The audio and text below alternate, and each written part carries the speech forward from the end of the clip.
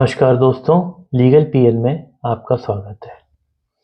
आज हम बात करेंगे जो 498 ए में जो गलतियां की जाती हैं उन गलतियों से रिलेटेड। सबसे बड़ी गलती होती है कि 498 ए में जो हमें नोटिस दिया जाता है वो कई केसों में तो हमें नोटिस पुलिस द्वारा दिया ही नहीं जाता है। 41 ए का जो नोटिस होता है वो हमें दिया ही नहीं जाता है। और उसके अलावा जो गलतियां होती हैं कि 498 ए धारा पता लग रहा है कि टाइम बहुत ज़्यादा निकल गया, उसके बाद 498 ए आपके ऊपर लग रही है। देखिए, मैं मानता हूँ कि 498 ए का टाइम लिमिटेशन 3 साल है, बट आप इससे एक एग्ज़ाम्पल समझिए। अभी आप कोई चीज़, जैसे एग्ज़ाम्पल है कि आपके ऊपर कोई घाव लगा और उस घाव का इलाज आप 2 साल बाद करवा रहे हैं, तो कैसा रहेगा?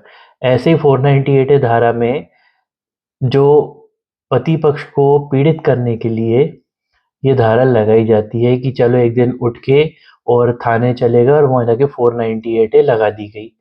बेसिकली पैसों की डिमांड को बढ़ाने के लिए ये 498 ए का आपको इंजेक्शन दिया जाता है। तो 498 ए धारा से बचने के लिए सबसे पहले तो आपके घर वालों पे जो नाम लगाए गए हैं उन नामों को हटवाएं, उन्हें क्वैश करवाएं।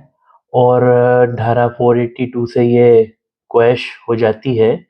इसके लिए आपको अपने एडवोकेट और जज साहब को कन्विंस करना पड़ेगा कि सर हमें ये नाम हटवाएं और इस धारा को क्वैश करवाएं, क्योंकि जब आप उस धारा के अंतर्गत आएंगे ही नहीं और आपके ऊपर जो झूठे केस लगाए जाएंगे, तो ऑब्वियसली सी बात है कि आप उस केस के एप्लीकेबल ही नहीं है, आपके ऊपर वो केस बनता ही नहीं है।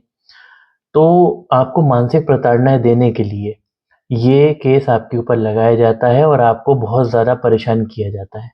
यदि आपको कोई लीगल समस्या मुझसे साझा करना है तो आप मुझे ईमेल कर सकते हैं। मेरी ईमेल आईडी है pcnclf@gmail.com।